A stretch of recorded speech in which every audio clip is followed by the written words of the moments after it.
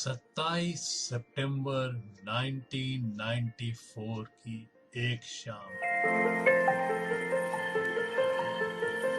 500 feet लंबी the Estonia, जो कि एक पैसेंजर फेरी है, वो एस्टोनिया की कैपिटल तालिन से चलती है। वो स्टॉकहोम के लिए चली थी, लेकिन वहां वो कभी पहुंचेगी नहीं।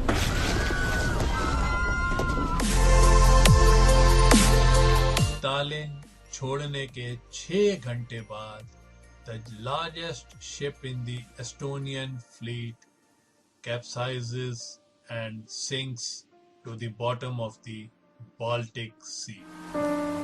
और इस हादसे में 852 पैसेंजर और क्रू की जान गई।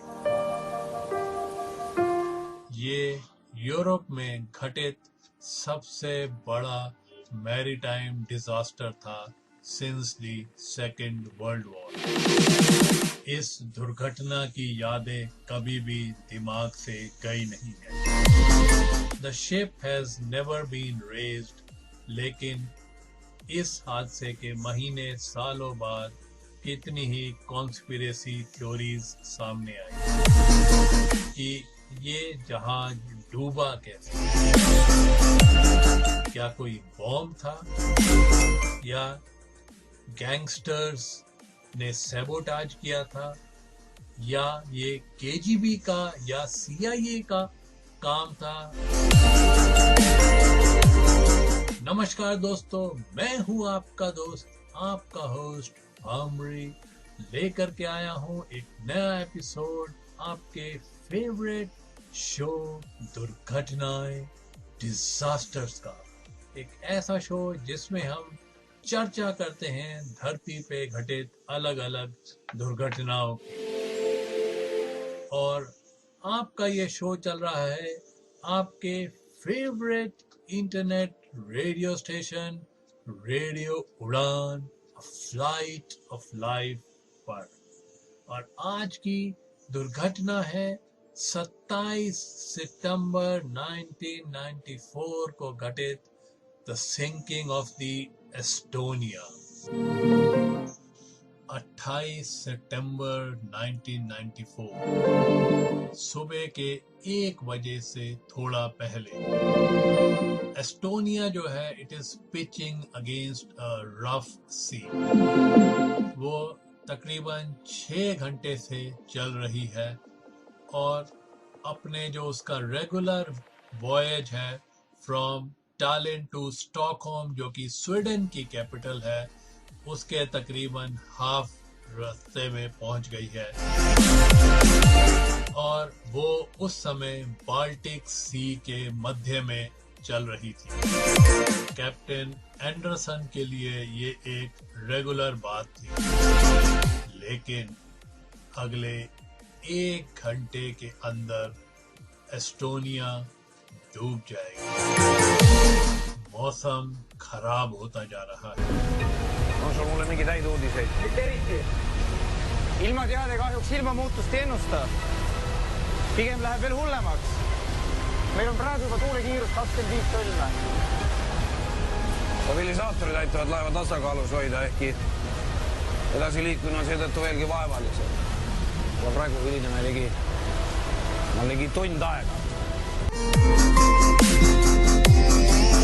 कैप्टन एंडरसन जो है सोवियत ट्रेंड है और उनको तकरीबन 20 साल का तजुर्बा है, और वो पहले दिन से ही एस्टोनिया के कैप्टन रहे। लेकिन ये जो एस्टोनिया है वो it is jointly owned with the Swedes, और ये एस्टोनिया की जिन्होंने की हाल ही में अपनी इंडिपेंडेंस रीगेन करी है, उसकी शान है। लेकिन कैप्टन एंडरसन को हमेशा टाइम से रहना है, क्योंकि उनको दिखाना है कि एस्टोनिया भी अपने बाकी पड़ोसी देशों के साथ उठ बैठ सकता है। They are at par with their other Scandinavian neighbours. Hoia 14-sõlmelist kiirust, muidu jääme siia kogu ööks. All pole miskit muret. Seal näevad veel kõik piisavalt rõõmsad. Laseme neil veel rohkem täis juua. आज जो है Estonia तकरीबन आधा full है। उसमें करीब 1000 व्यक्ति सवार हैं। उस शाम को जो है एक डांस ट्रूप ने लोगों को एंटरटेन किया था। बार के अंदर एक कॉन्फ्रेंस ग्रुप है जो कि सेलिब्रेट कर रही हैं the reunion of the Baltic countries और वो वापस स्वीडन जा रहे हैं। उसी ग्रुप में एक थे केंट हाउस्टल जो कि अनकंफर्टेबल फील कर रहे थे। जो पानी में जो जहाज डोल रहा था उसकी वजह से he was feeling a bit uncomfortable and he was not able to enjoy. Så ska du ha något? Nej, tack. Inte ens en glas vin? Nej, jag mår inte tillräckligt bra och jag har inte ens tagit en drink idag. Of course, by now we really could feel that it was a great storm outside, but none of us were really worried. Actually, there came a big wave that made all the things to fall down on the floor and be crushed. Ja, snart så bjuder de på fri champagne också. Väldigt vanligt att köra så här. We started to joke a little bit. We started to reflect on and joke about Titanic. We said, this is almost like Titanic, and soon they will give us free champagne and they will start play music here on the dance floor, you know. And we laughed a little bit. It was kind of a way to get rid of some of our underlying nervousness, because now it was really big waves. But it is not the sea that is alarming. It is the ship.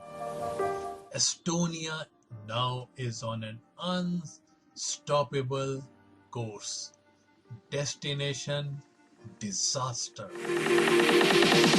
लेकिन कितने ही passengers ऐसे हैं जो कि अपने आप को ठीक महसूस नहीं कर रहे और वो अपने केबिन में ही इस तूफान को झेल रहे हैं। हेला मोंटेस जो कि एक एस्टोनियन है और पिछले 1.5 साल से शिप के ड्यूटी फ्री शॉप में कार्यरत हैं, वो भी उन्हीं में से एक है। उसी शाम को उन्हें पता लगा था कि वो प्रेग्नेंट है और उन्हें अब अपनी नौकरी छोड़नी पड़ेगी। हेला को हमेशा तूफान से डर लगता है। Üks asi oli rasedus ja teine asi. I was feeling bad. One was my pregnancy, another was the storm. I just went quickly to bed. Michael ऊन जो कि एक स्वीडिश ट्रक ड्राइवर और इंजीनियर है, वो भी सारे शाम से बीमार चल रहे थे और अपने केबिन में ही थे।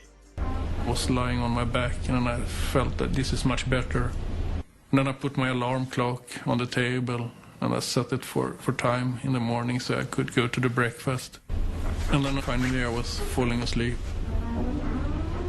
लेकिन जल्दी ही माइकल को याद आता है कि उनका ट्रक जो है it has not been tied down in the car deck below, और ये बात उनके दिमाग में घूमती रहती है जब वो सोने की कोशिश करते हैं। एनेली कॉनरेड जो कि एक डांसर हैं और एस्टोनिया से है, वो भी अपने आप को ठीक महसूस नहीं कर पा रही थी क्योंकि ये पहला मौका था जब वो शिप पे सवार थी। It was more like something inside me was feeling strange. But at this moment, you don't think that a disaster is about to happen.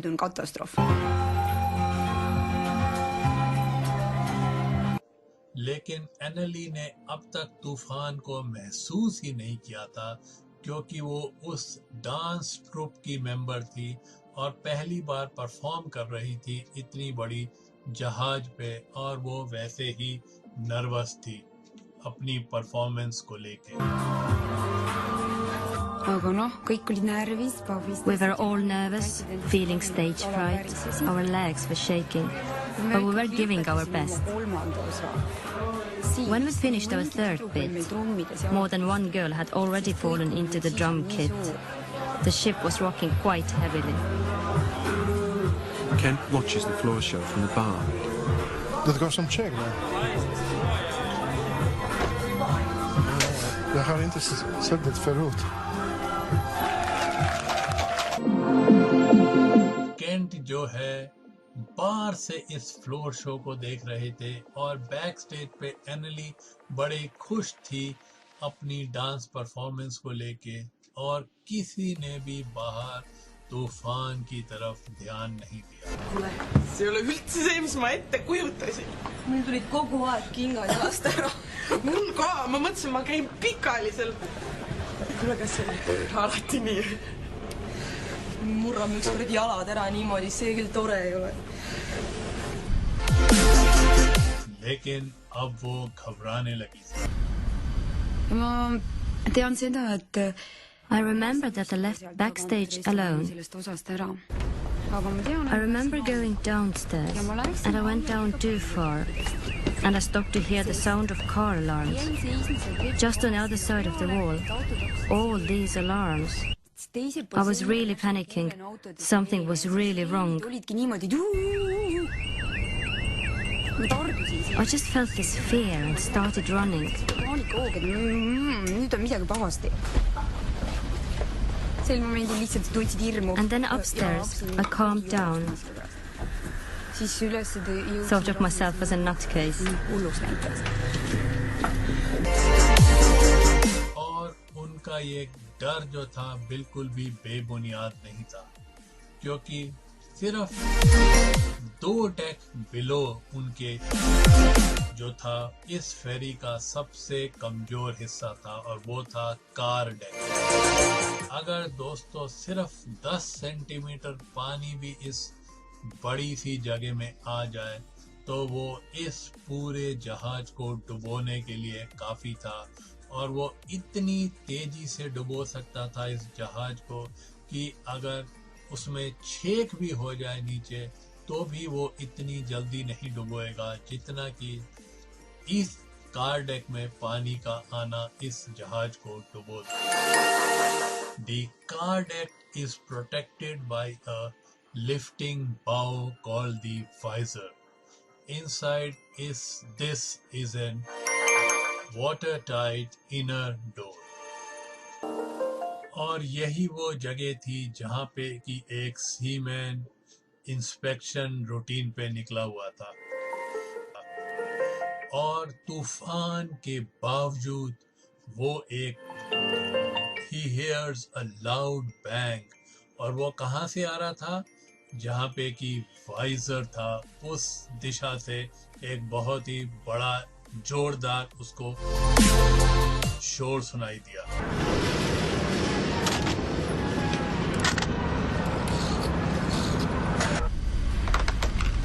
Jaa.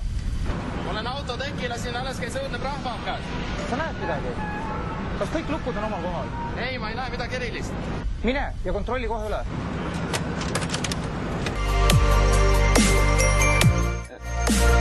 और ये पहला निशान था जिससे पता लगता है कि कुछ ना कुछ गड़बड़ शुरू हो गई थी और अगले 24 घंटे के अंदर ही एक कमीशन जिसमें कि रिप्रेजेंटेटिव थे फ्रॉम स्वीडन, फिनलैंड और एस्टोनिया इस बात की जांच कर रहे होंगे कि आखिरकार इस शिप द एस्टोनिया के साथ क्या हुआ उस रात. और इन्वेस्टिगेटर्स शुरुआत करेंगे 1980 से, जबकि एस्टोनिया पहली बार बनाई गई थी for the finish Viking line by the famous German shipbuilders Meyerwerf. Finland की अथॉरिटीज ने इस शिप को सर्टिफिकेट दिया था A1, जिससे कि वो दुनिया में कहीं पे भी सेल करने के काबिल है।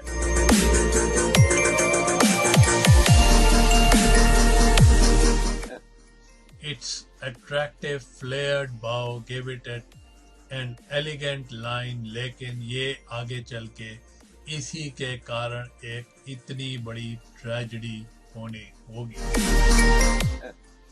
बाल्टिक सी जो है दोस्तों बदनाम है for creating short but sharp waves, और कुछ महीने पहले ही इन्हीं लहरों ने एस्टोनिया की जो सिस्टर शिप थी उसका भी वाइजर तोड़ा था। लेकिन तब शिपिंग इंडस्ट्री ने ये चेक करना सही नहीं समझा the design of the Estonia, क्योंकि जो कि एस्टोनिया और उनकी वो सिस्टर शिप का डिजाइन बिल्कुल सेम था, लेकिन चूंकि महीनों पहले इन लहरों ने उस शिप का भी वाइजर तोड़ा था, लेकिन शिपिंग इंडस्ट्री ने एस्टोनिया का चेक करना समझा नहीं मुनासिब। hoia silmad kõrvad lahti, kui peaks veel mingeid kaebusi tekkima. Ja kui ta seal all midagi leiab, anna kohe teada. जैसे ही कैप्टन एंडरसन की शिफ्ट समाप्त होती है तो वो अपने सेकंड इन कमांड को चार्ज सौंपते हैं, लेकिन किसी को भी ये नहीं पता कि the locking pins of the giant outer visor जो हैं they have been damaged by the rough sea, और वो अब टूट रहे हैं।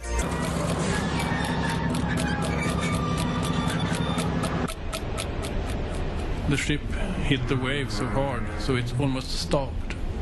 There was 3 banks, like heavy things falling. It was something like a trailer on the car deck fell down. 3 बड़े बड़े धमाके भी सुनाई दिए थे और लोगों को लगा कि शायद कार डेक से कुछ गिरा हो, लेकिन in fact they were the port, starboard and bottom locks of the 50-foot high giant visor जो कि अब टूट के गिर गए। Now the giant metallic shield is just held simply on its hinges and horizontal arms on each side. पहले hinges टूटे और उसके बाद वो दोनों हॉरिजॉन्टल आर्म्स टूट के गिर पड़ी, और जब ये आर्म्स गिरी तो they sent a giant shock wave which shook the whole ship.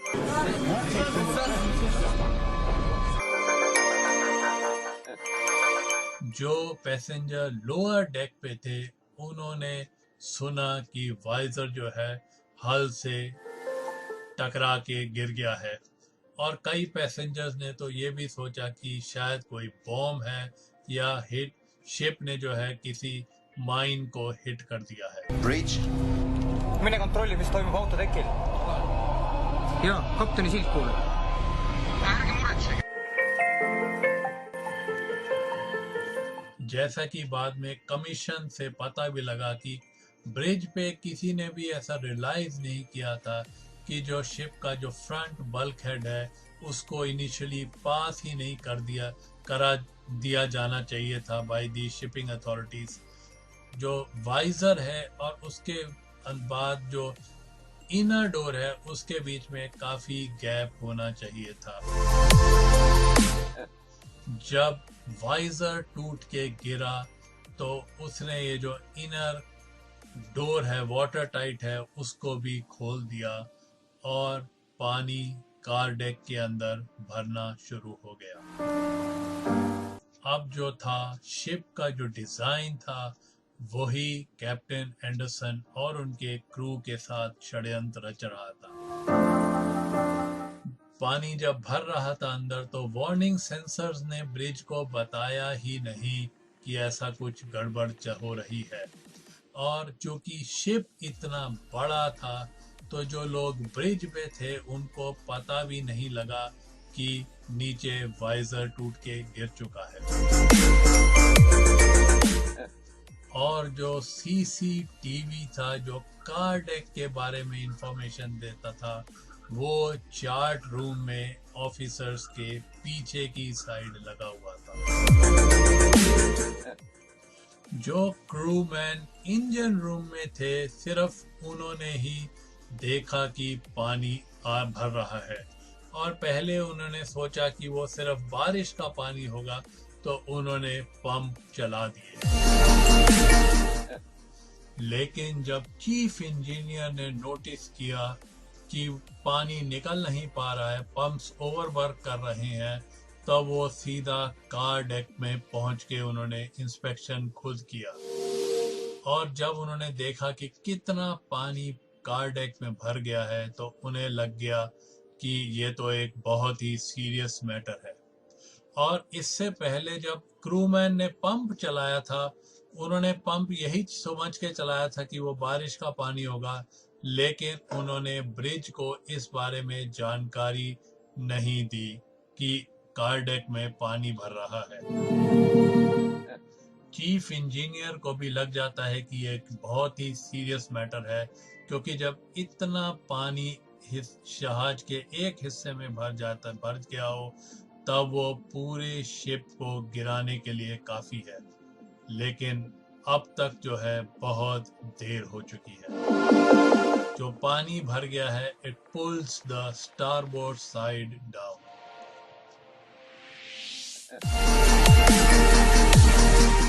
और शिप अब बहुत ही बुरी तरह से डोल रहा था।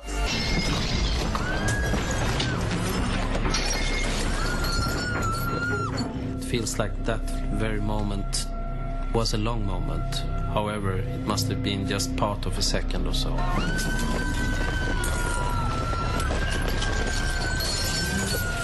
I was actually hanging on the rail and I could look down on all the people who actually fell all the way.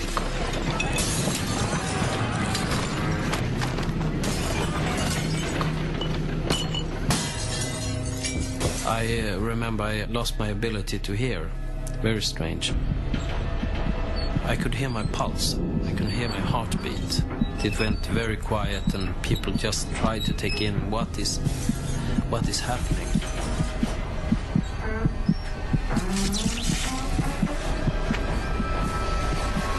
Hoia kinni! Kas me oleme millega kokku põlganud? Mine ja kontrolli uksed üle! Need on rohelised, need on kinni! Mis kurat see nüüd oli? Mis teha? Kontrollige pallast! Kumba pallast? Vesi teisele poole. Kogu vesi. Palace जो कि एक junior है और engine room में कार्यरत थे, उन्होंने ये इंस्ट्रक्शंस सुनी और वो कहते हैं kuna meil oli selleks hetkeks juba ballast oli. But we had already filled the portside tank, so there was nothing more we could do.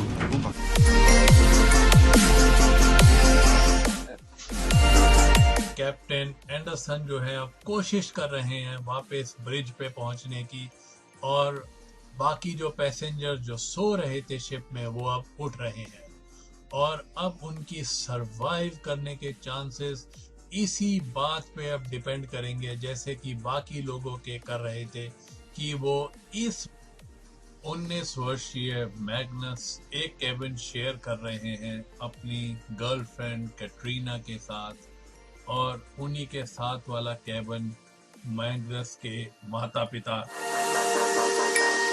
Share कर रहे हैं और मैग्नस एकदम इमीडिएटली रिएक्ट करता है इस सिचुएशन में।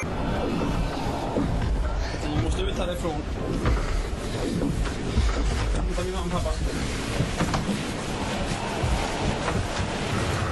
Mamma, pappa, kom igen. Du måste ut härifrån. På med kläderna.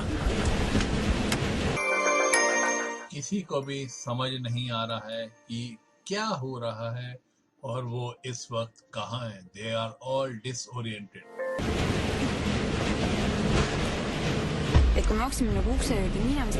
We had to pull ourselves to the door. For me, it was like a silent movie. I saw everything, but I couldn't hear a thing.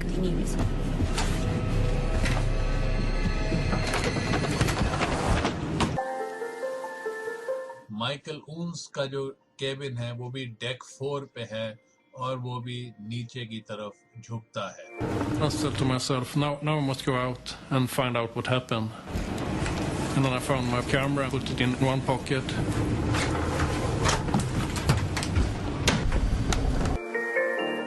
जिस seaman को car deck के मुआयने के लिए भेजा था वो deck 4 से नीचे ही नहीं जा पाया। all on suur kaos, inimesed alumistelt tekivad, jooksevad üles, nad ütlevad, et vesi läheb sisse. हेला को बेसिक ट्रेनिंग थी कि इमरजेंसी में कैसे रिएक्ट करना है। Such a shock. ja noh, kuna ütleme sellest õppehäiretest ja kõigest oli I remembered from the training to put more clothes on. et tuleb ennast võimalikult palju riidesse panna, siis I took all I saw and put it on. kätte juhtus Then I started to climb out of the cabin. välja ronima. Water was behind the window already. vesi oli juba akna taga. ajuti ukse viib. Climbing by doorposts towards the exits. Any misstep meant falling into the next cabin. kukkunud. Captain Anderson और उनका crew अब एक बहुत ही desperate situation का सामना कर रही है।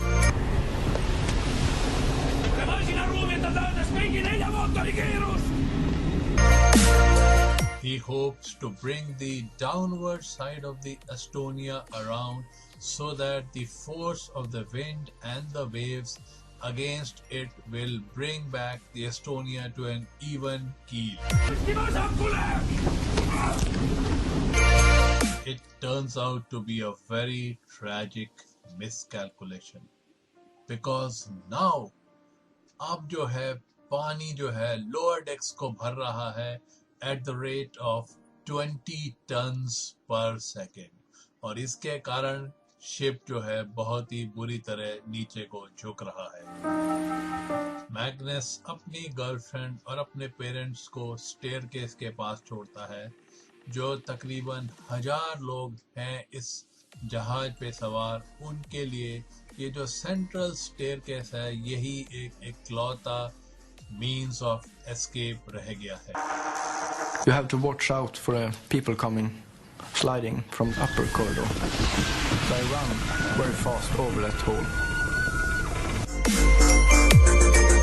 मैग्नस जो है माइकल ऊन्स से मिलता है और दोनों ये कोशिश करते हैं कि किसी तरह अपर डेक तक पहुंचे। Vad är det som händer?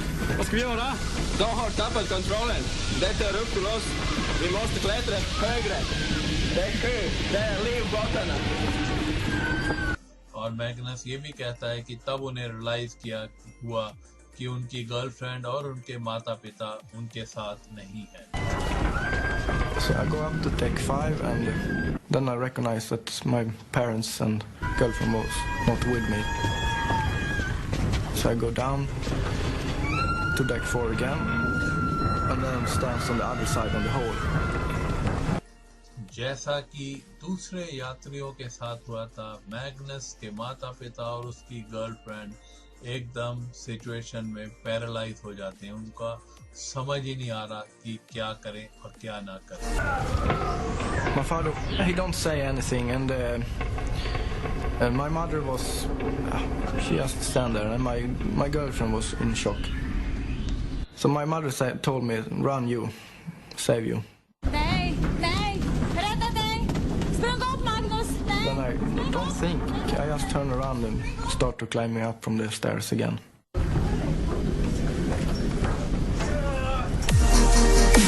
यही आखिरी क्षण है जब मैग्नस ने अपने परिवारजन को देखा।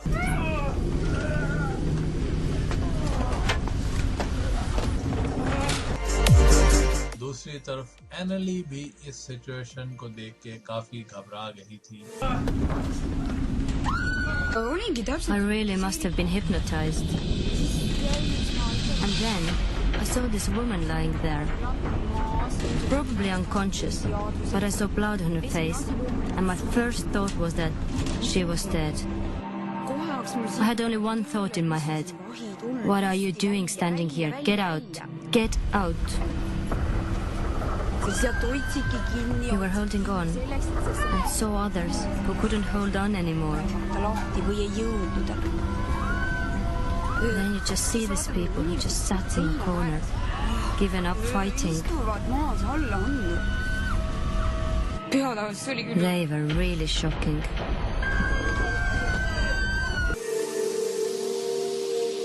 जो सर्वाइवर्स थे उनकी जो बचने के चांस धीरे धीरे कम होते जा रहे हैं। औरतें, बच्चे, बूढ़े, जो जख्मी हो गए थे लोग, वो बस अब वेट ही कर रहे हैं for the tragedy to strike. They don't have the power and the guts to fight with this situation. As long as you were inside, it felt very much like a trap. But you couldn't act in panic. Then you were running up and falling down again. Some people were crying in apathy, and other people was just doing everything to go out.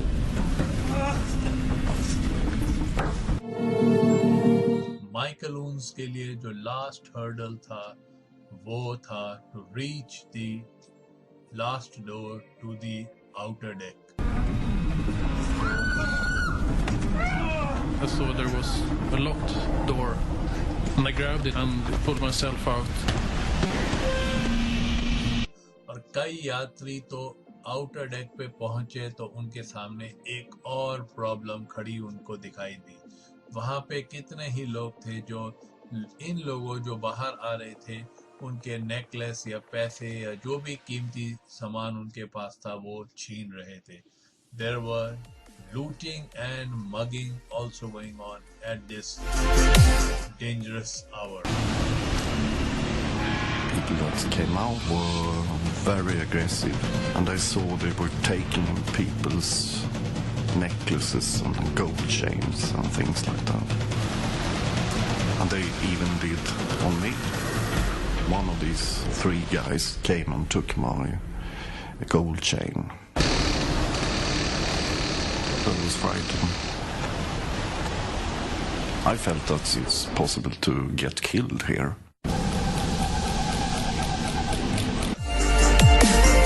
अब तक जो है Estonia के engine बिल्कुल तक बुरी तरह रुक चुके हैं, पूरी तरह रुक गए हैं और वो अब लहरों के ऊपर ही बह रही है। तकरीबन टाइम हो रखा है रात के 1:20 और अब जैसे जैसे जहाज नीचे की तरफ झुके जा रहा है तो बचने के जो चांसेस हैं लोगों के वो और भी धीरे धीरे कम होते जा रहे हैं। अब जो है ब्रिज के पास कोई चारा नहीं रह गया है सिवाय कि वो इमरजेंसी कोड को अनाउंस करे।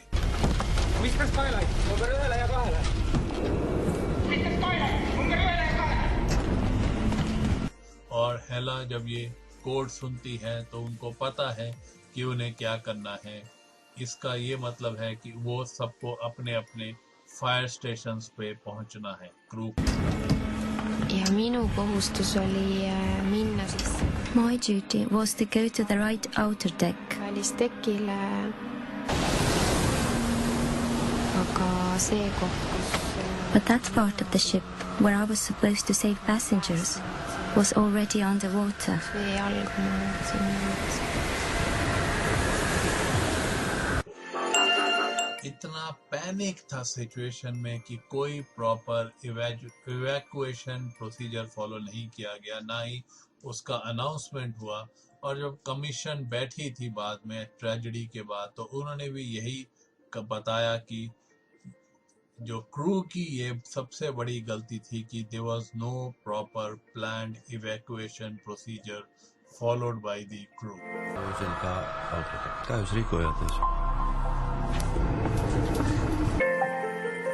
अगले आधे घंटे में कितने ही सौयों लोग की जान चली जाएगी इस ट्रेजेडी में। They would be trapped forever in this sinking ship. और अब ब्रिज के पास कोई चारा नहीं रह गया है कि वो इमरजेंसी का साइन, डिस्ट्रेस साइन कॉल करे। और कैप्टन एंडरसन जो है मेडे का सिग्नल पास करते हैं। Mayday, Mayday, Estonia, palun, Mayday, जो कि 14 शिप आसपास की ये मैसेज रिसीव करती हैं, मेडे कॉल रिसीव करती हैं, जिसमें से कि सबसे पास थी मरियालो, जो कि सिर्फ 9 मील दूर थी एस्टोनिया से। Estonia, Mariella, Estonia, Mariella, look. लेकिन उनका जवाब सुना नहीं जाता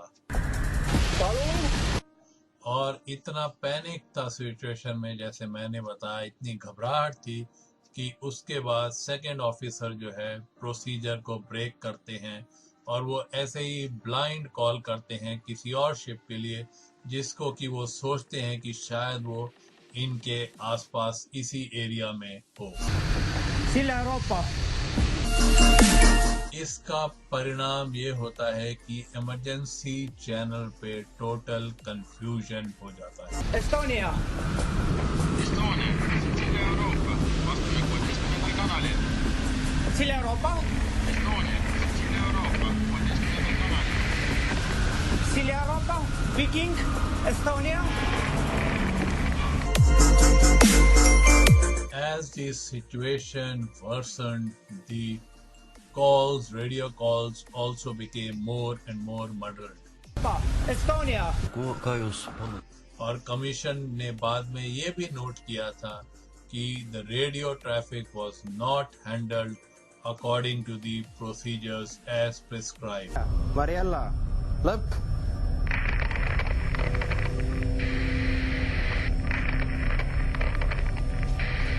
Mayday, Mayday, Sicilia Euroopa, Estonia. Estonia, Estonia.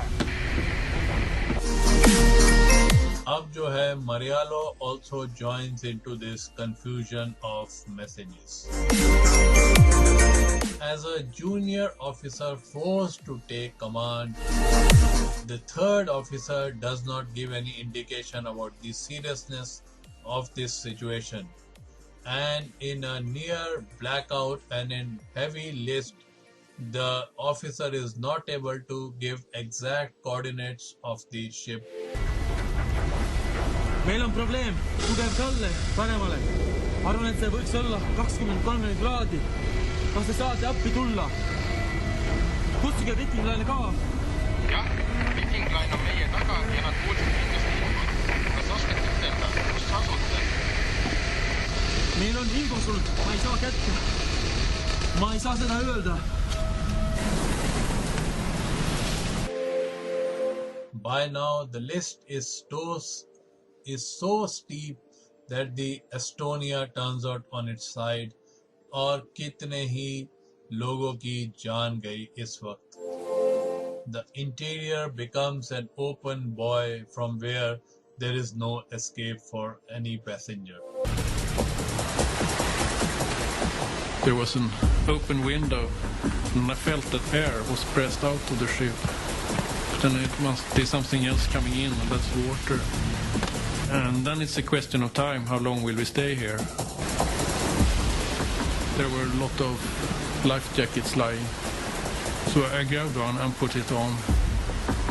But I did not know how to strap it.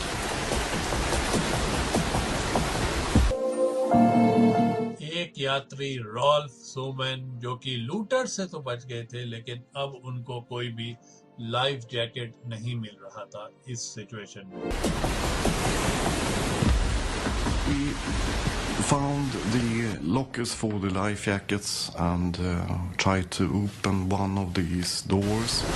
And the first door, it was impossible, so they had painted the lockers. So it was like glue around the whole door. जितने भी passengers थे उनमें बहुत ही जबरदस्त होड़ चल रही थी लाइफ जैकेट्स को पाने के लिए. I also tried to open one of these white round things that include a raft. I didn't know by then that they were actually automatic. soon the boat started to change again.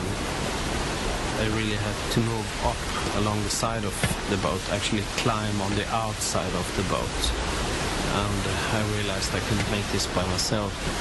And that was when I met the girl there. I introduced myself to this girl. Her name is Sarah. So I said, my name is Kent. Would you like to cooperate with me so we can help each other through these challenges that are ahead? And we made a kind of pact there. और नीचे engine room में जितने भी engineers थे वहाँ पे वो कुछ भी नहीं कर पा रहे थे इस सिचुएशन को अवॉइड करने के लिए।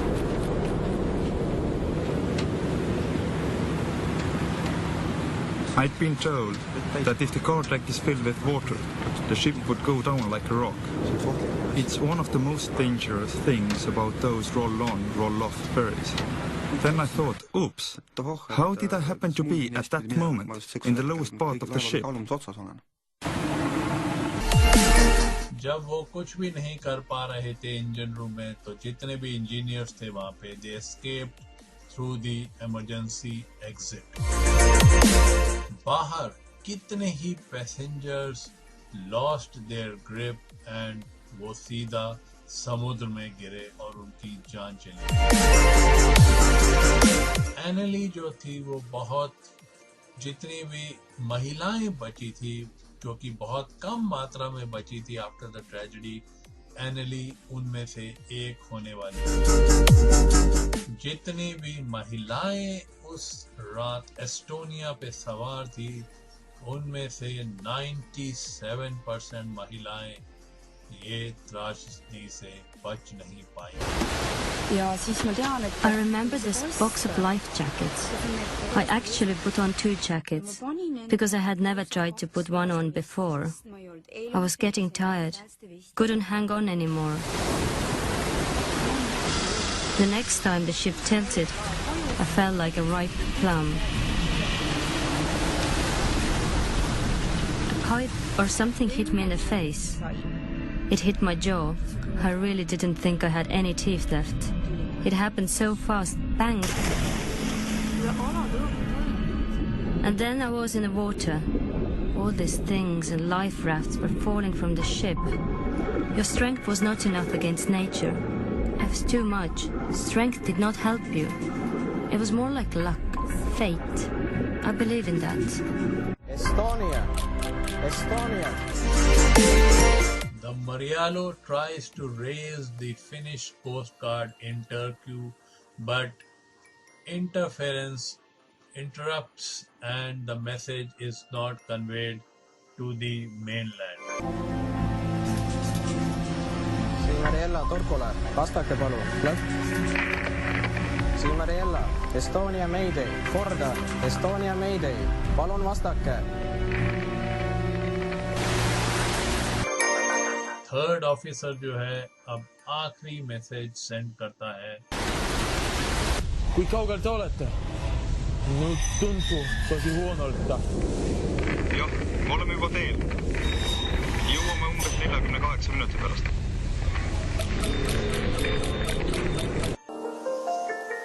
अब तक जो है पानी जो है ब्रिज तक पहुंच चुका है जो कि एक जहाज का हाईएस्ट पॉइंट होता है। कैंट हॉस्टल और उनकी कंपेनियन सेरा को अब ये डिसीजन लेना है कि वो कब और कहां जंप करें।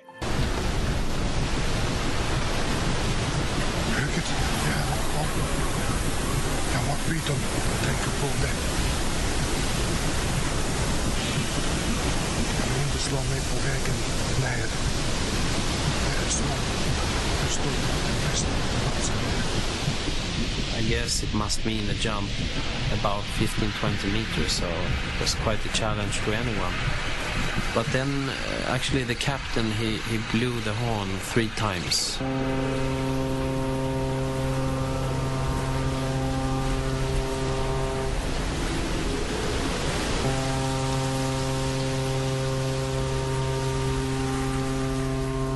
We just hear the horn and the siren, and then the bridge crashed in the water.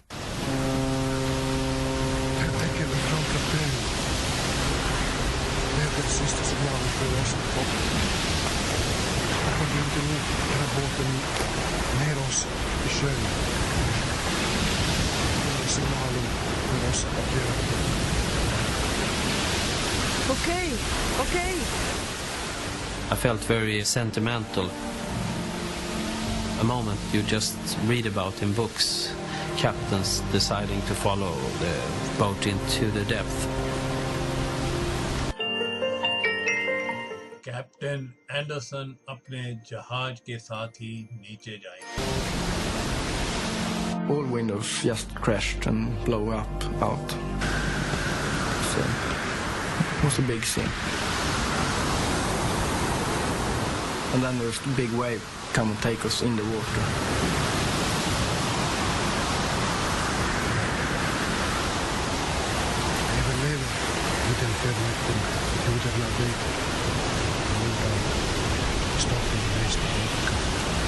Det låter bra.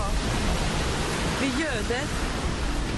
It was half by decision and half by the boat started to turn again. We went into the water. We got something around our waists. I got some very heavy things that dragged me down. And after some moments of struggle, I just gave up. I felt that I won't make it. Instead, I started to take in water, and I must have fainted. And then next moment, I woke up at the surface. Sara, är det? Ja, det är jag. Vem är det? Okej. Kan du rädda Glenn?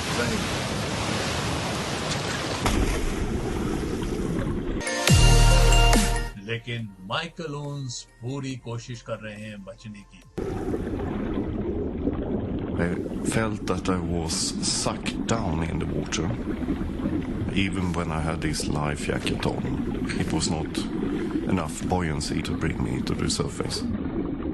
So I had to swim away from Estonia, 100 meters or something, to get rid of this suction feeling. Because all the compartments inside the ship that was air-filled was now going to be water-filled. And it was like bubbling water, boiling water. वो जो ship का हल उल्टा हो गया है, उसके ऊपर वो पानी में चढ़ गए हैं और पानी से बाहर उस हल पे है वो शिप के, जो कि उल्टी हो गई है. It was very surrealistic. Cabins now were down in the sea. The ship had tilted even more.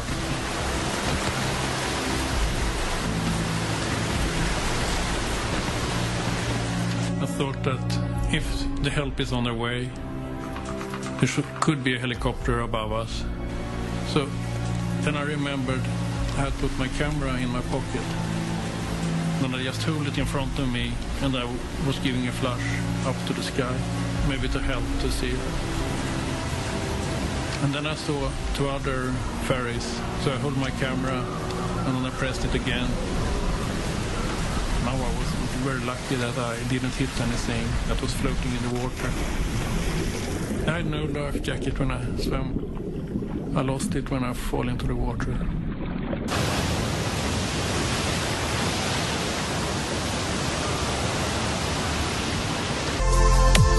Rolf, जो कि एक एक्सपीरियंस ड्राइवर है, had a more grueling experience, और वो बताते हैं अपनी दास्तान. Some people that were more or less like zombies, they scared me a lot. Because I thought perhaps they want to use me as a floating device. I tried to talk to them and to fix their eyes and things like that, and it was no reaction. Just like this. And they were alive. But they were quite shocked or something. So we decided to swim around these 4 or 5 persons and meet on the other side. It was quite rough. A lot of work to get there. So on top on a wave, I was shouting to her that we had to swim to each other, and we tried to. But after a couple of waves there, she was gone, and everyone else was gone. So I was alone, and then my heart was like that. कैंटासेरा को एक raft मिली जो कि उल्टी थी, लेकिन वो उसके ऊपर चढ़ नहीं पा रहे थे, और अब उनका सामना हो रहा था हवा और पानी से. Every time a big wave came, we really had to try to do our best to stay on board. लेकिन ये भी बाकी अल्टरनेटिव से बहुत अच्छा है. It was upside down and broken in the front, and it was very low in the water. It was two young people, two boys and a girl that I could help up.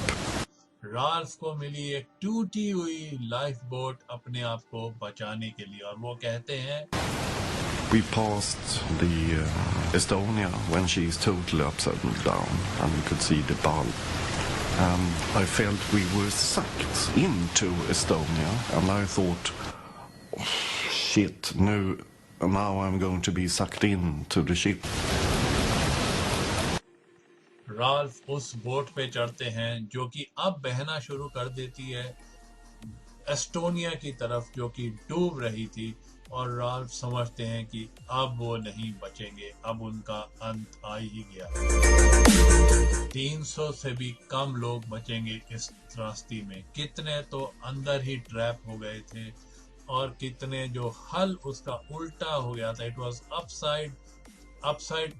अपटर्न्ड हल को छोड़ नहीं पा रहे थे. दूसरी तरफ soldier Europa manages to contact radio Helsinki 20 minutes after the Mayday call was given by the Estonia.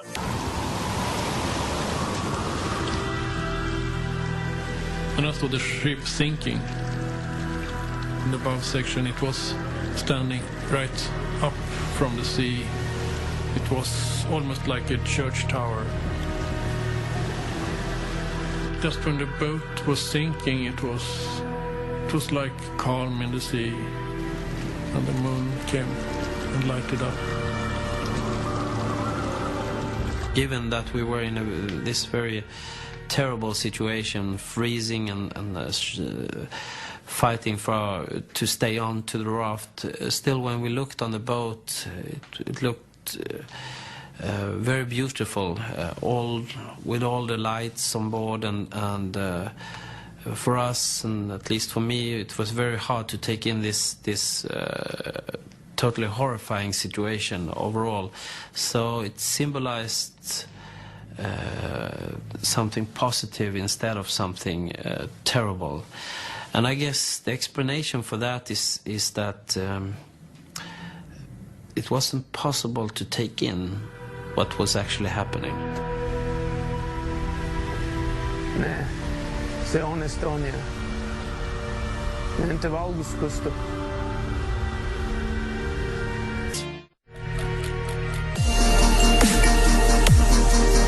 सुबह 1:48 पे जो पास में फिनिश मिलिट्री पोस्ट था, उसके रेडार से एस्टोनिया हमेशा के लिए गायब हो गई.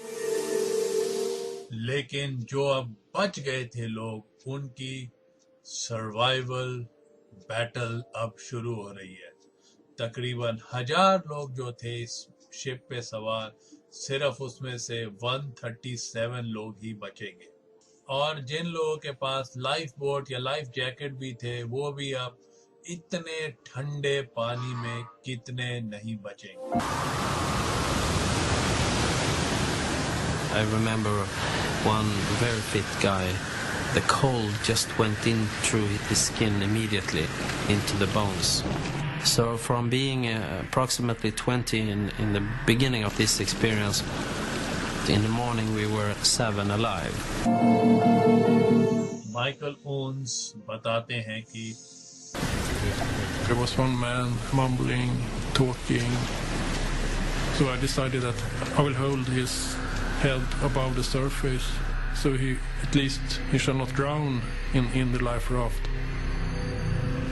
So I hold him for quite a long time. Then I felt that he was almost getting stiff. Then I studied myself that he is dead.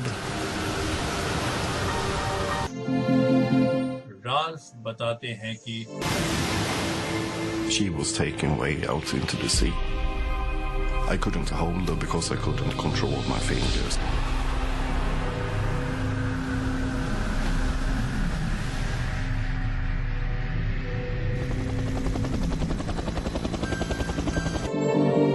पहले रेस्क्यू हेलीकॉप्टर्स आए सुबह 3 बजे, लेकिन उसमें भी इक्विपमेंट फेलियर हुआ और कितने लोगों की और जान चली जाने वाली थी कि जब वो वेट करेंगे कि हेलीकॉप्टर्स वापस रिपेयर के लिए बेस की तरफ बढ़े.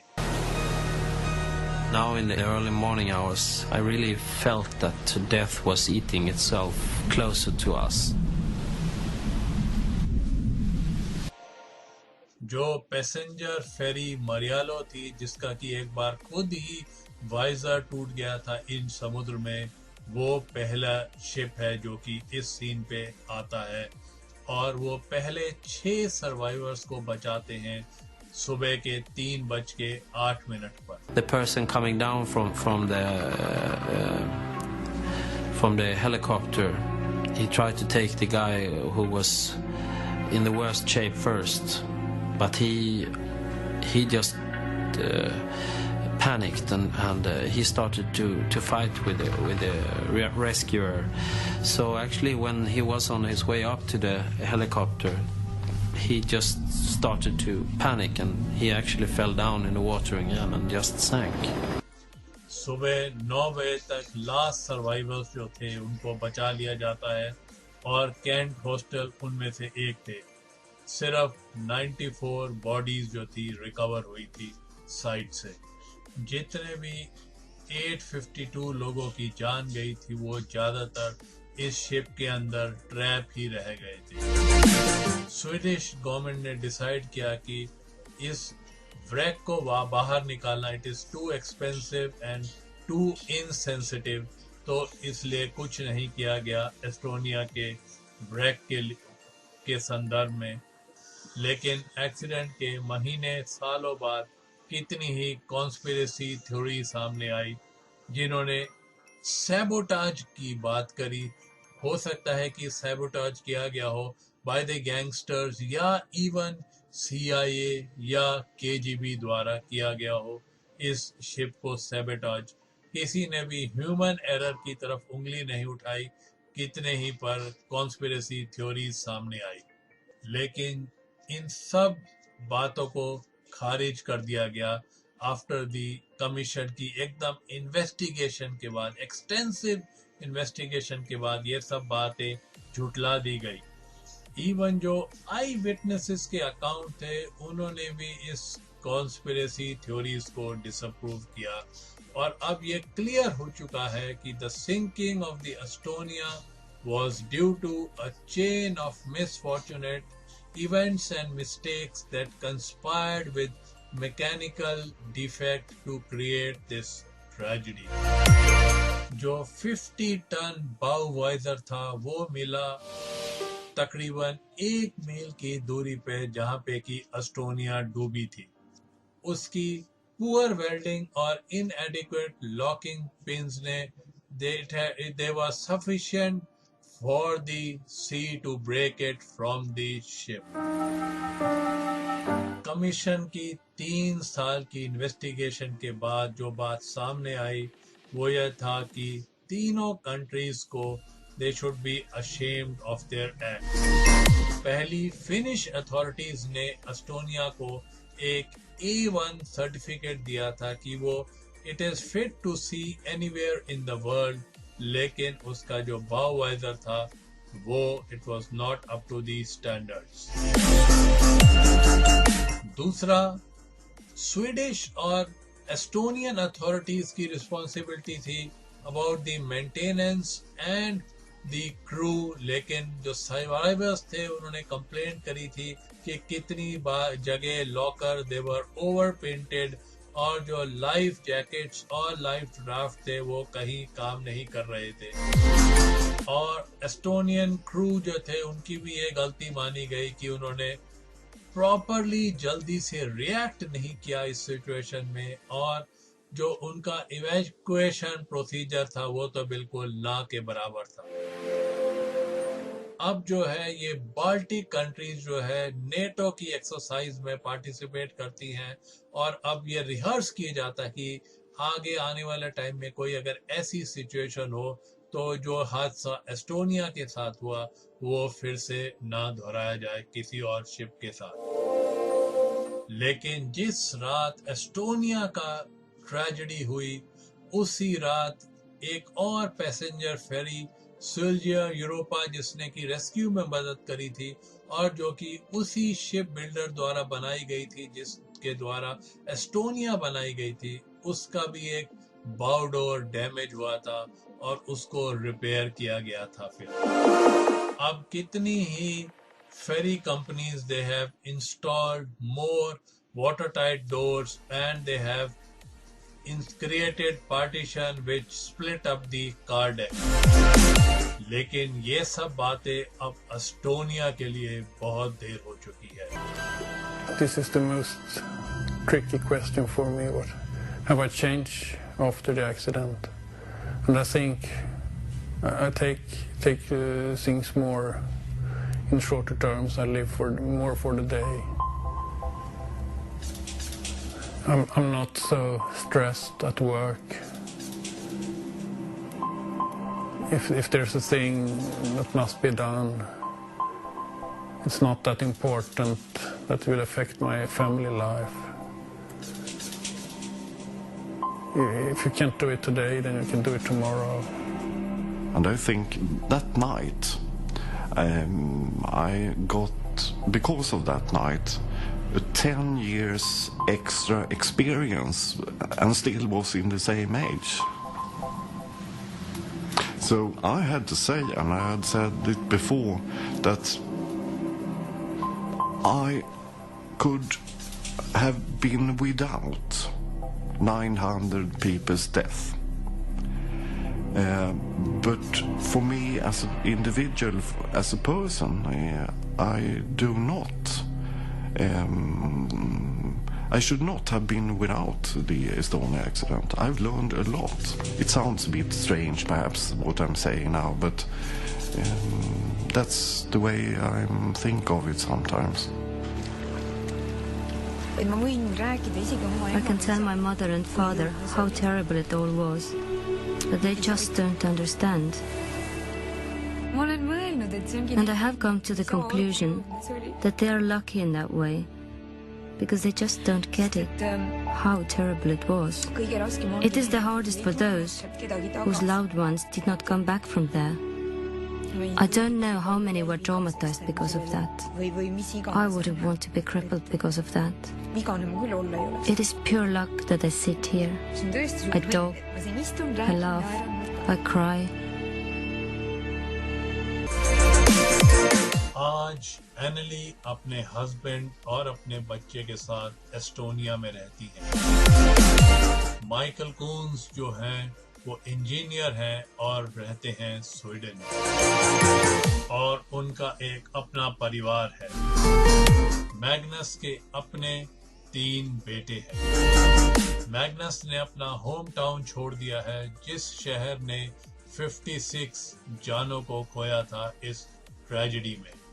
केंट जो है इस त्रासदी के बाद उन्होंने अपना प्रॉमिस को रखा और सैरा को डिनर पे ले गए, और वो अब जो है स्वीडिश एमपी बन गए हैं और वो वहाँ पे और इन्वेस्टिगेशन कर रहे हैं इस ट्रेजेडी में।